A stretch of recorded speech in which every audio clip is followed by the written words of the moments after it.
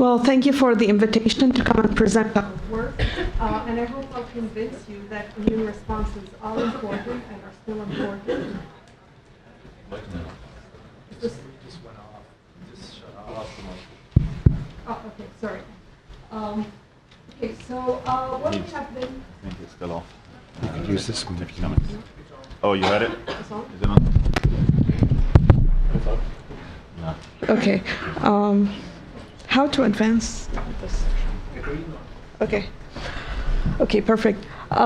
So what we have been preoccupied with over the past 10 years or so has been what is unique about this population.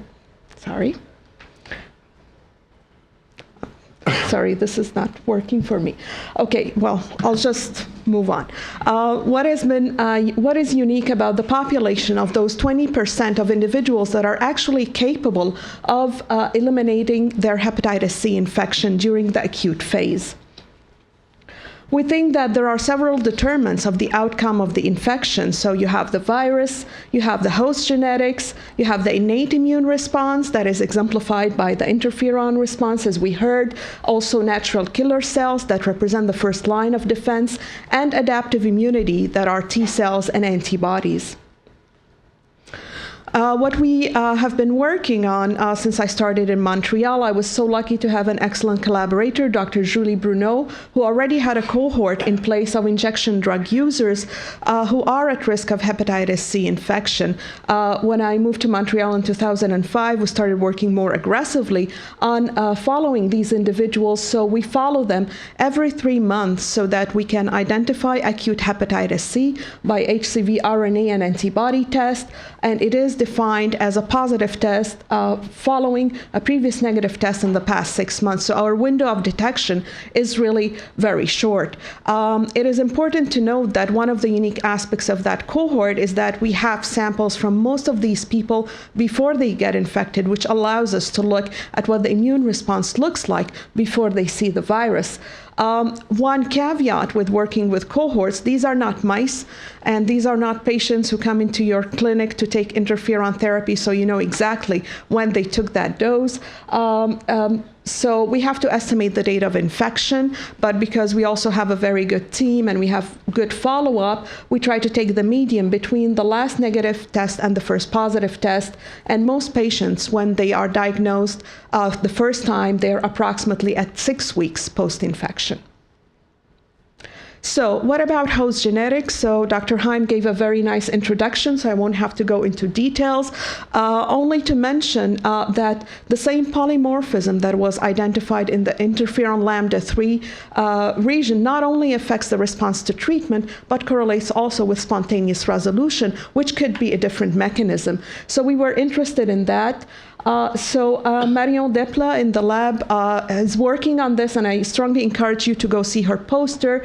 But Marion has been looking at the level of the interferon lambda 3 in the plasma following infection. And what she can see is that, okay, I cannot use the pointer still, but anyway, if you just look at the HCV infected individuals, so everybody, whether they clear or not, if you compare them to naive or healthy donors, and this is on the left-hand side, you'll see that there's an increase in the plasma level of interferon lambda 3 when you get hepatitis C. When she tried to stratify this by either the good genotype, which is the CC, or the heterozygous and the non-favorable genotype star T, which is in the next graph, the difference was not statistically significant within the HCV infected individuals, but the star T ones seem to have more interferon lambda as compared to the naive star Ts. But also Marion has been looking at how this affects innate immune responses, and she has interesting data that this correlates with markers of NK cell activation and inhibition. And I strongly recommend you go see her poster. So because we have been interested in NK cells for a while, and this is part of the innate immune response. Another very good student, a previous trainee from the NCRTP, Sandy Pelletier, has studied this, and she has looked at the kinetics of the innate versus the adaptive immune response. So if you can look here on this graph, So you have the virus that is in gray, and then you have the kinetics of the NK cells versus the T cells. The NK cells are in red, the T cells are in blue, and you can see that the NK cells activity peaks a little bit earlier than the T cells in both resolvers and chronic. So NK cells were activated, but they did not necessarily correlate with outcome.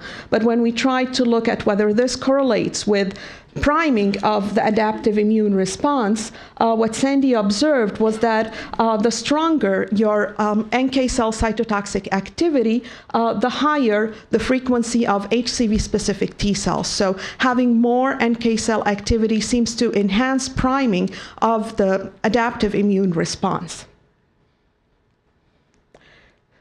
So we moved on, and this is work that is ongoing in the lab, adaptive immunity. So T cells is our favorite cell type, and through various work and various students and trainees were able to demonstrate that actually the immune response against hepatitis C during acute infection has different levels of functionality and exhaustion. So at the far end of the spectrum, somebody who resolves will have T cells. Here we can detect them by MHC class 1 tetramers, so you can see them in black and overlaid on total CD8 T cells, and those cells express very little of exhaustion molecules that we know inhibit T cell activity, like PD-1 on top, CTLA-4 or TIM-3 on the y-axis, and they express high levels, if you look at the very bottom, of CD127, which is a marker of memory T cells and T cells of high functionality. The next pattern that we see are cells that are partially exhausted, where you can see intermediate levels. Oh, I found it, finally. You can see, so happy. You can see intermediate levels of expression of PD-1 and TIM-3, actually over here, very little expression of CTLA-4 and variable levels of expression of CD127. At the far end of the spectrum, where cells are completely exhausted, very high levels of TIM-3 and PD-1, high levels of CTLA-4, and absolutely no CD127.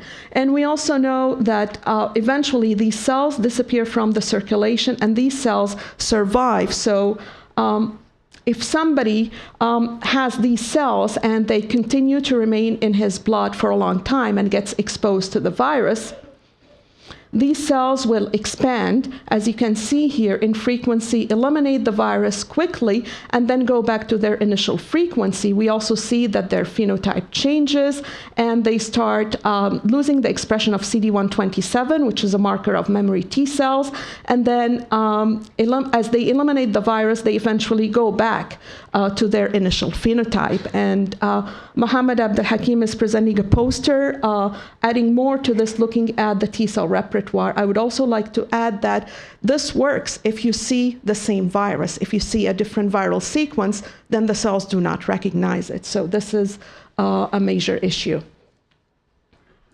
So I hope I've convinced you that all arms of the immune response are important, that host genetics play an important role. So the question to us is that all of these cells, all of these cells or all of these arms interact together, but how do they talk to each other? So as some of you may know, I spent a one-year sabbatical in the lab of Charlie Rice at Rockefeller. I initially went to learn how to work with humanized mice, but with all these people and so many ideas, I ended up doing something else, which is actually to look at what happens in terms of the signaling during acute infection. So what we did a pilot transcriptome analysis of acute HCV. We used RNA-seq technology. RNA-seq, basically, you extract RNA from your cells, you prepare cDNA, and you do massive sequencing, sort of high throughput sequencing. And this is, in a way, superior to microarrays, because here you're sequencing what you have. With microarrays, you are limited to your detection with what probes you have on your chip. And the data is there. You can mine it at any time you want. So if 5 years from now, when new gene is identified, you can go back and look and see if it's upregulated in your samples. It can also identify transcriptional and post-transcriptional modification. So we used samples from our Montreal cohort, and this was a pilot study where we looked at, we looked at 4 patients who went from acute to resolved and 5 who went chronic. For each patient, we had 4 distinct time points: pre-infection, early acute, which is around 8 weeks, and late acute, which is around 24 weeks, and follow-up, which is around 1 year. We've done the RNA-seq, and we've looked at differential gene expression analysis using linear models that actually would take in consideration interpatient variability and would normalize to the background. And we've also performed gene set enrichment analysis to look at modules that are upregulated. So I just want to mention that, this is a pilot study, so a lot of the data is preliminary, but I thought it would be nice to share it with you.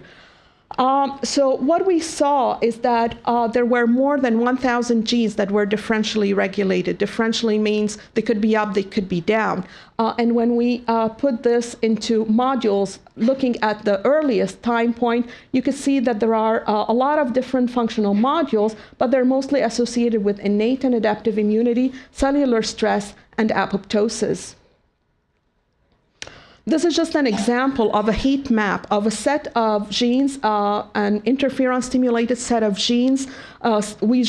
I've just used this as an example because this was a set that was already identified in the lab as having antiviral effects or affecting viral replication in a paper by Jones-Coggins. And basically, you can see if you normalize, this is the average of all the resolvers and the chronics. You look at baseline, and then you look at the 3 different time points afterwards. You can see that there is a lot of changes that happen. Some genes are up, some genes are down. We cannot really distinguish a particular pattern that distinguishes resolvers and chronics, but definitely they are different from baseline. If we look at some of our favorite candidates, this is STAT1, ISG15, I believe USP18 is also there, but I cannot find it right now, IDO1. So there are definitely a lot of changes that are happening. I went through the list and I sort of got out what I would consider usual suspects. So again, comparing resolvers and chronics, you could see that at the first time point, if you look at some representative ISGs, they go up, then they go down, but they stay up in the chronics. And what was interestingly is that a lot of these genes also stayed up in the resolvers even at 1 year. Okay, almost done. Also, genes that are associated with antigen uptake and processing, NK cell function, T-cell exhaustion, molecules like PDL2 ligand was higher in the chronics than the resolvers, and molecules associated with T-cell cytotoxicity were higher in the resolvers than the chronics, like granzyme A, granzyme K, and perforin. So in conclusion, we've performed the first high-resolution transcriptomic profile of PBMCs, so we can detect something in PBMCs during HCV infection. We detected differential expression of a number of genes associated with innate and adaptive immunity. There is robust ISG expression in the PBMCs, and despite spontaneous clearance, a lot of these genes stay up, so we need to consider that. Up to date, we could not detect statistically significant differences between resolvers and chronics.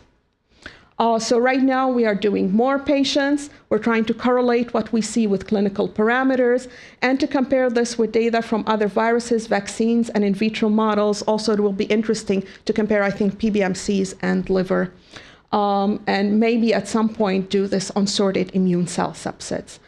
So finally, I would like to thank my lab, and you'll see them around here, although they are not wearing their Where is Waldo t-shirts, but I'm sure you can spot them. And all the collaborators, especially Charlie Rice and Brad Rosenberg at Rockefeller, and of course my long-term collaborator, Julie Bruno, and the funding agencies. Thank you.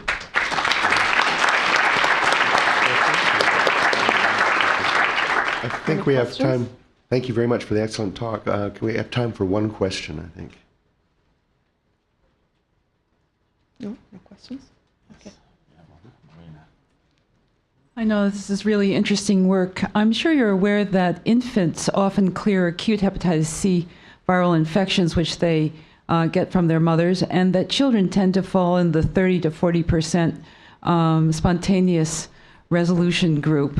At least they did in our study. And I'm wondering whether there are any features of the childhood immune system which might also be similar to the sorts of things you're finding, or would also give us clues to what would presage spontaneous resolution. Ooh, I actually cannot answer that question. I think there hasn't been a lot of studies in infants, but I see that Hugo Sudans is at the back, so if he can answer that, that would be great. I think also, you have to take into consideration that with infants, the exposure happens, just during birth. So this has an effect. But we know that Hugo has published a paper, and we've contributed to that, that sometimes these infants can clear even without any detectable responses. So. Thanks very much, Naglaa. That was excellent.